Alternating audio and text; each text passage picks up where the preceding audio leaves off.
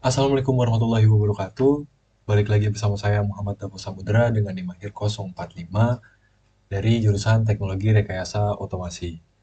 Pada video kali ini, saya akan eh, memberitahu bagaimana caranya mengontrol PLC menggunakan AI. Nah, untuk selengkapnya saya akan jelaskan. Jadi di sini kita memerlukan software yaitu EcoStructure yang akan eh, mengakses atau digunakan sebagai ladder dari si PLC Schneider itu sendiri. Nah, lalu kita harus menggunakan juga Visual Code, VS atau VS Code, bisa pakai VS Code ataupun PyCharm sesuai kebutuhan kalian. Di sini saya memakai VS Code untuk bisa mengcoding dari bahasa pemrograman Python untuk AI-nya. Nah, jadi langkah-langkah yang harus teman-teman lakukan yaitu eh,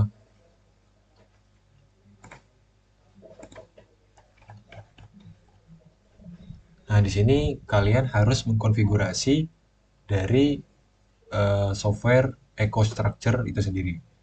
Jadi buka software EcoStructure, lalu teman-teman harus meninaktif keduanya.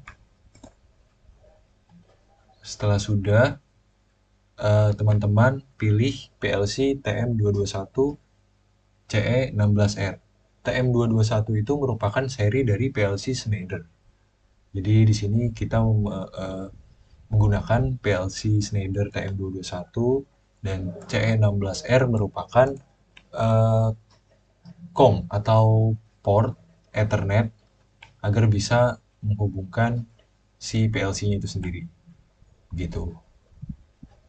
Lalu selanjutnya teman-teman harus men-setting alamat IP di PLC yaitu 192.168.150. Caranya teman-teman buka konfigurasi lalu ke ETH atau Ethernet. Nah, itu teman-teman ubah di sini 192.168.150. Lalu subnet masknya akan eh, otomatis terisi sendiri. Nah, lanjut. Terus setting alamat IP di PC atau laptop kalian. Seperti itu. Nah, masukkan alamat IP seperti yang tertampil di layar yaitu 192.168.1.2. Nah, lalu samakan yang sudah kalian cari pada setting di laptop itu ke EcoStructure itu sendiri. Jadi teman-teman klik Modbus TCP, lalu tambahkan IP address-nya, lalu klik Add. Nanti otomatis dia akan muncul dengan sendirinya setelah sudah di-add. Nah, tahap selanjutnya yaitu teman-teman harus membuat ladder atau logika pada software EcoStructure. Caranya, teman-teman setelah sudah mengkonfigurasi IP address-nya, lalu ke programming, menu programming, dan teman-teman bisa uh, membuat ladder pada bagian ini. Seperti ini, I0.0, lalu outputnya M100. Jadi di sini terdapat dua logika, yaitu pada bagian I1, I titik 0, titik 0, I0.1, I0.2 sampai I0.4 itu merupakan eh, data yang akan dikirimkan dari PLC ke AI-nya.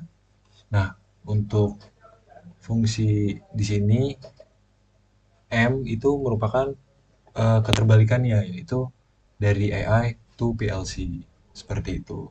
Jadi nanti yang akan tertampil pada eh, pemrogramannya setelah di run itu di sini saya mendefinisikan sebagai dari jari telunjuk itu untuk output dari LED 1 yaitu Q0.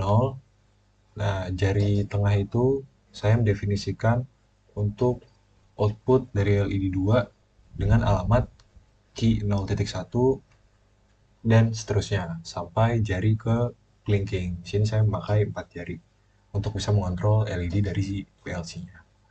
Seperti itu. Lalu jangan lupa setelah teman-teman sudah encoding dari eh, dari input ke output maupun dari eh, M200 ke output PLC, teman-teman juga perlu function block write M100 sampai M103. Jadi teman-teman bisa mengkonfigurasiinnya lagi pada software EcoStruxure itu sendiri. Ini contoh tampilannya. Ininya juga harus diubah seperti ini Ethernet 1, terus quantity, index data, dan lain-lainnya. Seperti itu. Lalu di sini kita coba pada codingan untuk AI-nya. Oh iya, perlu diketahui bahwasannya kenapa kita memilih Ethernet port berseri CE16R ini karena untuk bisa memudahkan integrasi seperti Modbus TCP, Node-RED, dan juga Python atau perangkat komunikasi lainnya. Seperti itu. Untuk kasus ini kan kita menggunakan Python sebagai bahasa pemrogramannya. Nah, untuk selanjutnya kita akan lanjut tentang codingan pada AI-nya. Nah, di sini terdapat codingan atau pemrograman untuk bisa mengakses dari AI ke kontrol PLC itu sendiri. Nah, di sini yang perlu teman-teman ketahui, teman-teman harus memasukkan IP address dari yang tadi sudah dikonfigurasikan di awal, lalu PLC port 502 karena serial portnya ya standarnya emang segini, dan lain-lainnya. Untuk selanjutnya kita akan coba meran.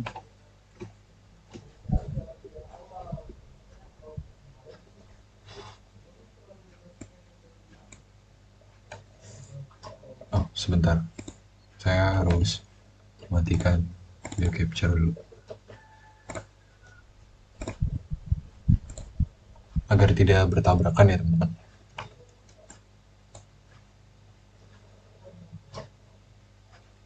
Coba kita close lagi. Lalu kita run lagi.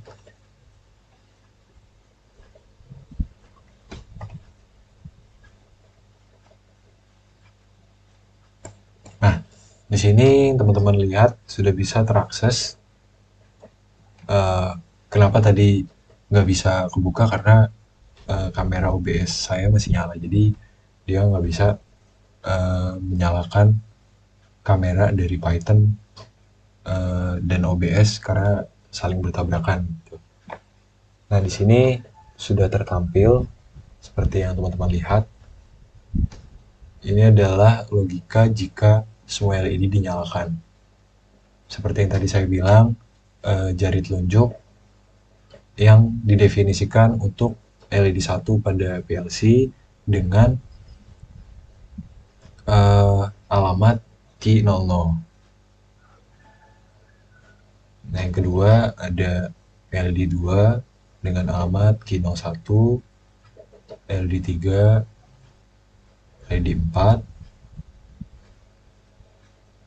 Ini jika mati semua. Bahkan kalau kita balik juga bisa menjadi clinking. Jari manis, jari tengah, jari telunjuk.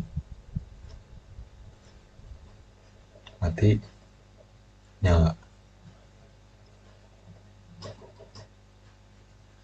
Baik, untuk eh, video selanjutnya akan membahas jika menggunakan PLC Schneider. Simak video berikutnya. Nah, bisa dilihat bahwasannya PLC sudah memenuhi aturan logika pada bahasa pemrogramming pada Python.